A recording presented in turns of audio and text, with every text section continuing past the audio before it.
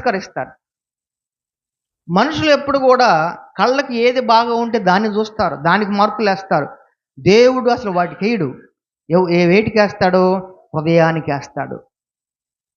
నా ప్రియ బిడ్డలు, వారి హృదయం ఎలా ఉన్నది?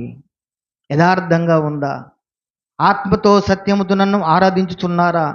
దేవుడు చూచేది ఆ హృదయాన్ని, దేవుడు చూచేది ఆ మనస్సును. ప్రియ దేవుని బిడ్డలరా, కనుక ఈ సంవత్సర కాలం అంతా దేవుని కన్నులు మన మీద ఉన్నాయి అంటే, ఎందుకంటే మన హోదానో, మన చదువునో, మన వ్యాపారమో, మన ఉద్యోగమో, లేక ఇంకోటి మన తలాంతులో, ఇవన్నీ ఏమి కాదు. కేవలము మన హృదయములో దేవునికి చోటిచ్చాం కాబట్టి మన హృదయాన్ని చూచిన దేవుడు నీ మీద, నా మీద తన దృష్టిని ఎల్లప్పుడూ కూడా నిలుపుతూ వచ్చాడు. అందుకు హృదయమంతటితో మనం కృతజ్ఞతాస్తుతులు చెల్లించాలి. ఈరోజు ఈ సంవత్సరం